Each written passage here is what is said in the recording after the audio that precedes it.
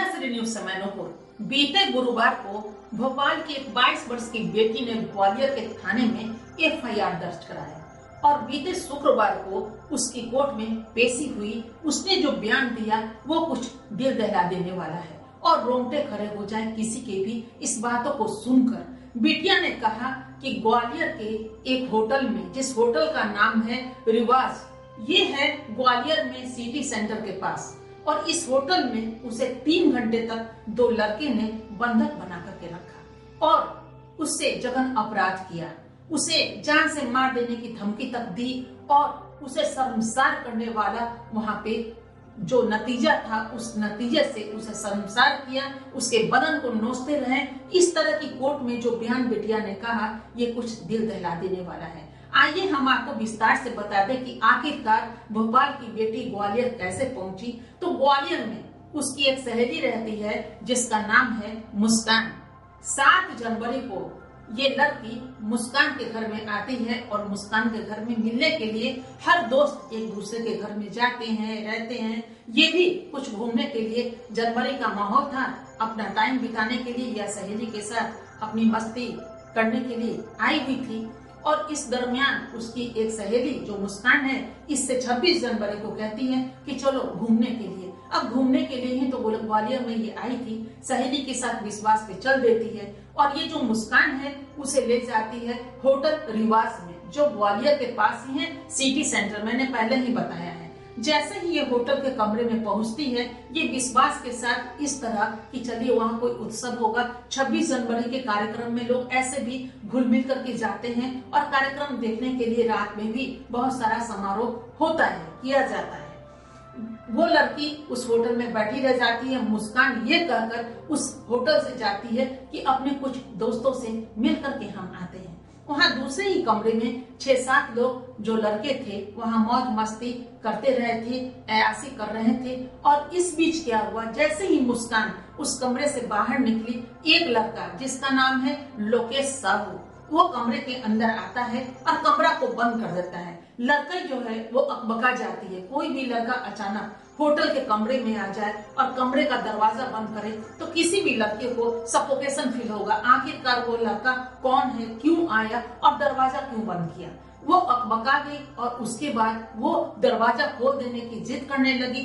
इसी पर लोकेश साहू जो है उसको दबाव बनाते हुए उसके साथ जघन्य अपराध करता है और इस बात की पोल न खुले उसे धमकी भी देता है कि तुम्हें हम जान से मार डालेंगे। लड़की असमंजस में पड़ी सहती रह जाती है, ये सोच के कि चलो कम से कम जान तो बचेगा।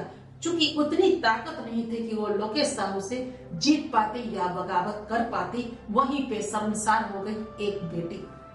वो लड़का जब होटल से निकलता है तो 10 मिनट के अंतराल में ही दूसरे लड़के का प्रवेश होता है जिसका नाम है साहू साहब। लोग उसे साहू साहब कहकर पुकारते हैं, चूंकि इस लड़की ने साहू साहब नाम के पुकारते हुए उस लड़के का नाम सुना था। चेहरे तो जो भी है सबकी पहचान आनी है और उसकी गिरफ्तारी भी होनी है। फिलहाल वो लड़के का कमरे में प्रवेश होता है। ठीक वैसे ही लड़के ने कमरे बंद किया और वो भी इस तरह लड़की से जघन्य अपराध को एक अंजाम दिया। वो लड़की ने जो बयान दिया कि इसके शरीर को इस तरह नोचा गया है, लड़के ने इस तरह का करतूत किया जो शर्मसार करने वाला है। ये लड़के ग्रुप का आज के नौजवान आखिर क्या कहते हैं, क्या जानते हैं और क्या करना चाहते हैं। इस पब्लिक डे पे, यानी रिपब्लिक डे 26 जनवरी को कहा गया है और इस गणतंत्र दिवस के मौके पे क्या इस तरह की वारदात होती है, की जाती है। ये लड़के आगे आने वाले कल में कौन सा भविष्य तय करेंगे और अपने घर में किस तरह अपनी माँ बहन बेटी को रखेंगे या फिर अपनी पत्नी को रखेंगे, कहना मुश्किल है। लेकिन ये कहना शायद गलत ना होगा कि ये अपराध के पीछे उनके परिवार का बहुत बड़ा हाथ है, जिन्होंने सने सने अपने बच्चे को इस तरह जानवर बनने पे आमादा हुई और उसको जानवर बनने दिया। अगर चाहते तो बचपन से ही लगाम खींचा जा सकता था ताकि बच्चे अच्छे परवरिश में पलते बढ़ते, तो ये अंजाम आज भुगतना नहीं पड़ता देश को। आगे देखे ये अंजाम क्या होगा। उसके बाद लड़की क्या थी, 9 बजे यानी 6 बजे उसे होटल में लाया गया था। जो मुस्कान सहेली के साथ वो आई, रात्रि 9 बजे किसी तरह पिन छुड़ा करके वो होटल से भागती है और भागने के बाद सीधे ही नियरेस्ट जो भी थाने हैं उस थाना में पहुंचती है और अपना जो भी शिकायत है वो दर्ज कराती है। पुलिस भी हरकत में आती है, एक्शन लेती है, एफआईआर दर्ज करती है और उसकी शुक्रवार को पेशी हुई। और अभी जो है डीएसपी क्राइम के विजय सिंह भदौरिया जो है वो इस केस को देख रहे हैं और इस बेटी के कहने पे उस मुस्कान के घर पे जब पुलिस पहुंची है तो उस दरवाजे पे ताला लगा हुआ पुलिस को मिला है। खैर ताला ही तो है, लेकिन कहाँ भागेगी वो, आज न कल न परसों, 1 महीना 2 महीना में कहीं भी। क्योंकि पुलिस की हाथ इतनी लंबी होती है, कानून के हाथ इतने लंबे हैं कि कहीं भी रहिए, देश में रहें या विदेश में रहें, पुलिस खींच कर तो आपको ले ही आएगी कटघरे में और जवाब देना होगा कि एक दोस्त के साथ अगर आपने इस तरह का सलूक किया, इस तरह का धोखाधड़ी किया, उसके पीछे का आपका मंशा क्या था।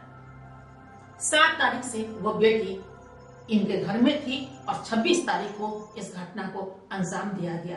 आखिर एक दोस्ती को शर्मसार कर दिया इन्होंने, और शर्मसार ही नहीं किया, आगे आने वाले कल में कोई भी सहेली अपनी सहेली पे शायद ही भरोसा करे। तो इस तरह का जो अंजाम होता रहता है, इस पे सख्त से सख्त कानून बनने चाहिए और ऐसे अपराधियों को जो बेटियों के साथ, यानी उन्होंने जीवन शुरू भी नहीं किया और उसकी जीवन को समाप्त करने वाले, इस तरह के जघन्य अपराध करने वाले अपराधी को तो देश निकाले का सर्टिफिकेट देना चाहिए सीधे।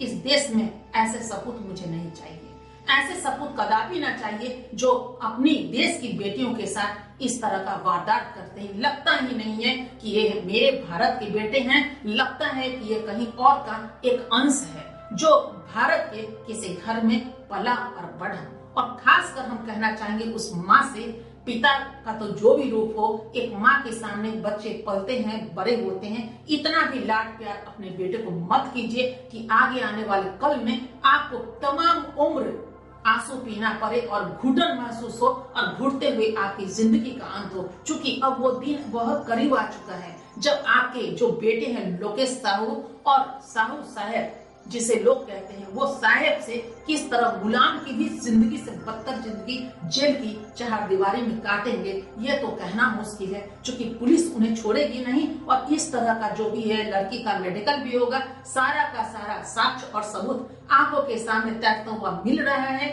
और मिलेगा।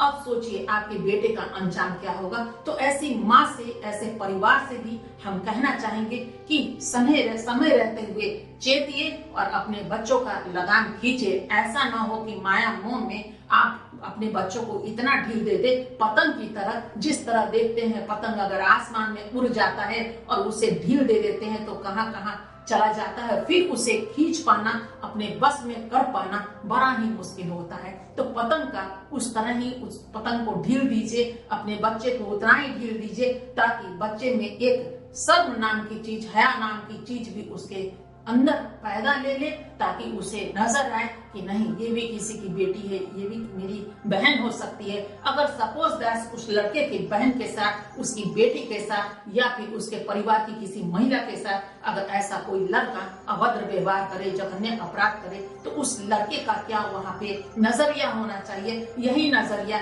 तो उस लड़के के पे भी आजमाना चाहिए और उसे सख्त से सख्त कार्रवाई करके उसे जेल में डालिए या उम्र कैद की सजा दीजिए। क्योंकि आजकल के ऐसे लड़के में 2-4 महीने में छूट जाते हैं या फिर कोर्ट की जो कानूनी कार्रवाई होती है, इसमें घर वाले इतने पैसे देते हैं कि अधिवक्ता महोदय झूठ को सच और सच को झूठ करते हैं। क्योंकि उन्होंने तो वही पढ़ाई की, उनको तो हम दोषारोपण देंगे नहीं, क्योंकि वो तो लेते ही हैं ऐसे केस को कि हाँ हम बचा देंगे, जबकि उनको भी मालूम है कि केस को बचना नामुमकिन है, फिर भी केस को हाथ में लेते हैं और तारीख पे तारीख पे तारीख पे तारीख होती है। भले ही अंजाम इसका जब हो, सजा जब भी सुनाई जाए या सजा में जितनी लेट हो वो तो अलग की बात है, लेकिन इस चीजों पे रोक लगना बहुत जरूरी है। सरकार को ऐसे नियम बनाने चाहिए कि अगर बेटी के साथ कोई भी अपराध भरा वारदात अगर कोई अंजाम दे तो उसको इस कार्रवाई के तहत इतनी कड़ी सजा मिले कि ताकि अंजाम को अगर हसरत भी उनकी हो